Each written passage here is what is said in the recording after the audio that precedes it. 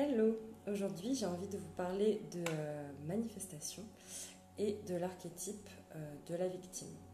Alors déjà la manifestation c'est un état, je pense que vous l'avez vu, lu et relu dans plein d'endroits, on manifeste tout le temps en fait, à chaque instant c'est notre essence, c'est qui on est, c'est ce qu'on fait, on manifeste sans le savoir, on manifeste inconsciemment et c'est bien ça justement le truc. Et aussi, comme c'est un état, l'idée, c'est pas d'être tout le temps dans le faire. Ça, je pense que c'est pareil, c'est des choses que vous avez entendues. On est d'abord dans notre énergie féminine, dans notre réceptivité, et après, on peut poser des actions en allant dans ce sens.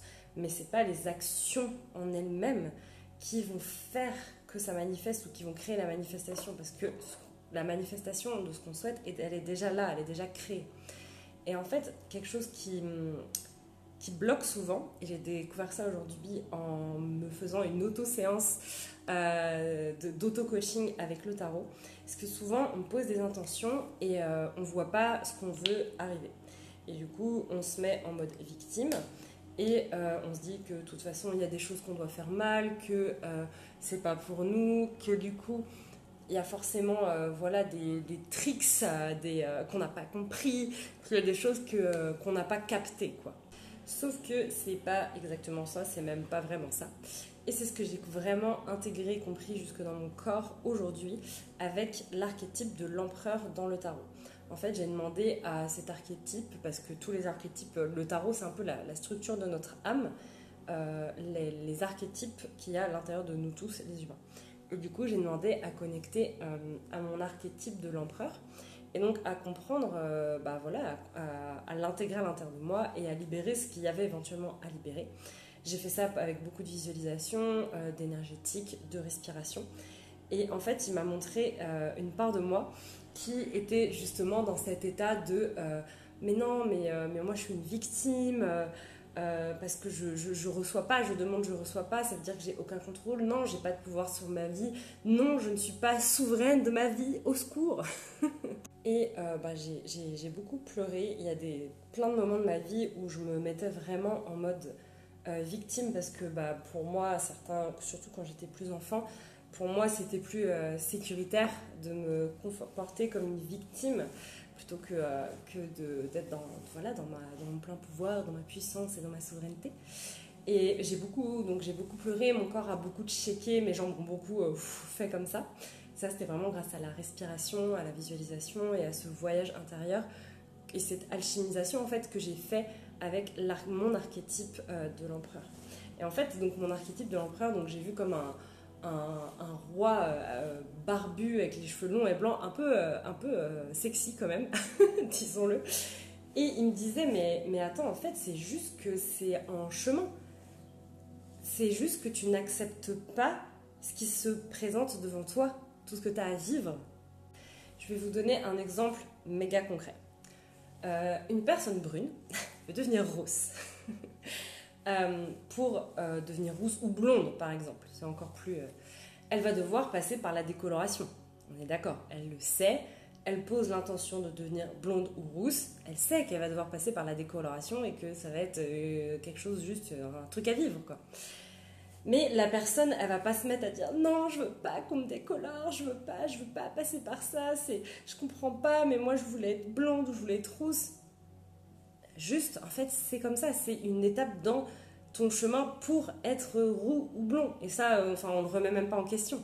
Donc pourquoi est-ce qu'on remet en question juste des fois des trucs qu'on a à vivre pour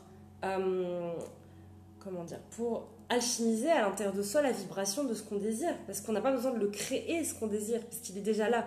On a besoin de le mériter. Deuxième exemple hyper concret. Une femme enceinte. Elle pose l'intention d'avoir un enfant, donc elle fait ce qu'il faut pour tomber enceinte. Mais après, une fois que le bébé est en train de grandir en elle, si vous voulez, elle n'a pas besoin de faire quoi que ce soit. Elle a juste à vivre sa grossesse. Alors juste à vivre, c'est justement un grand mot parce que c'est une véritable initiation. Et entre le moment où elle va décider qu'elle veut un enfant et le moment où elle va accoucher, elle va vivre plein de choses. Elle va vivre une initiation dans son corps. Et c'est pareil quand on veut manifester. C'est exactement la même chose. On n'a pas besoin de faire 20 000 trucs, d'en chier ou quoi. Et bah, ça veut pas dire que des fois ça va pas être inconfortable. Des fois ça peut être inconfortable parce que justement, bah, là moi par exemple, j'ai été emmenée à visiter des parts de mon être, l'archétype de la victime. J'en ai pas mal parlé ces derniers temps de l'archétype de la victime, des choses difficiles du passé. Donc c'était une sorte, enfin même une véritable initiation, je l'ai vécu dans mon corps. Comme je disais, j'ai beaucoup respiré, mes jambes ont shaké, mon bassin bougeait, j'ai pleuré, j'ai libéré des émotions. Mais voilà, c'est accepter de vivre la vie, en fait, tout simplement, et de vivre ce qui se présente à nous, et pas d'être dans cette victimisation de soi-même en se disant mais c'est dur, et pourquoi, non, non, non.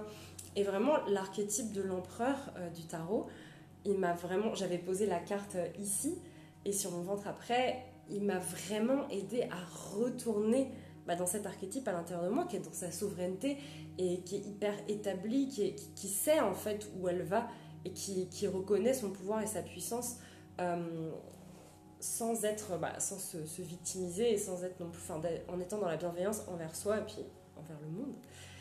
Donc voilà, j'avais envie de vous partager ça, je trouvais ça assez intéressant, donc peut-être que ça vous parlera et que ça déclenchera des choses chez vous.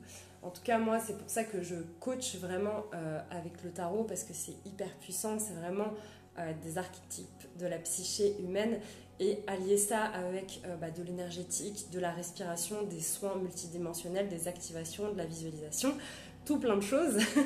Tous les outils que j'utilise, c'est puissant parce que ça donne des grandes prises de conscience et surtout des intégrations dans le corps. C'est vraiment pas que travailler sur l'esprit, c'est l'axe, comme j'aime bien dire, l'axe corps-âme. Et donc c'est en ça que le tarot, c'est vraiment un outil de connaissance de soi et un outil alchimique, parce que ça permet d'aller voir ces zones d'ombre à l'intérieur de nous. Donc voilà, si ça t'intéresse, je t'invite à t'abonner, à liker, mais c'est pas pratique quand on m'a déroulé la lèvre, à partager et à commenter, à me dire du coup ce que t'en as ressenti, et si t'es intéressé, écris-moi et m'envoie-moi un message. Salut!